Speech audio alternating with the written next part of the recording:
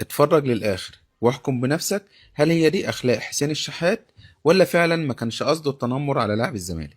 2019 أول ما جه الأهلي راح ضرب إداري بيراميدز بعد الخسارة في كأس مصر بدون أي سبب وتسبب في مشكلة. محمود جاد خارج في حاله، راح علشان يتخانق معاه ويتسبب في مشكلة. ماتش دجلة كل اللعيبة بتهديه وهو مصمم يتخانق ويعمل مشكلة مع لاعيبة دجلة، والماتش ده كان في استاد السلام.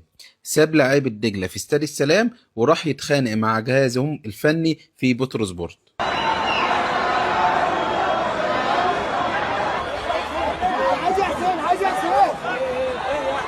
لما خلص خناق مع كل لاعيبة الفرق راح بيتخانق مع الحكام وكأنه مصمم يتخانق مع كل عناصر المنظومة. وبعدين ساب مصر خالص وراح ماتش النجم الساحلي في تونس وضرب لاعب النجم بدون أي سبب علشان يعمل مشكلة. نسيب بقى الخناقات والضرب ونروح للإهانات والتنمر، وطبعا كلنا فاكرين تنمره على شيكابالا ووصفه بالميت. رعب. ها ميت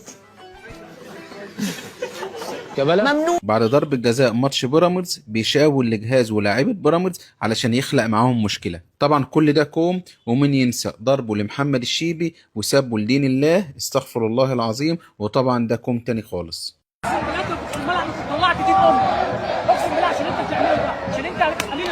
الفيديو ده لو بيدل على حاجه فهو بيدل على حاجه واحده بس، ان هي ديت اخلاق حسين الشحات، وان لو هتوصفه بكلمه واحده هيبقى اسوأ لاعب اخلاقيا في الرياضه المصريه.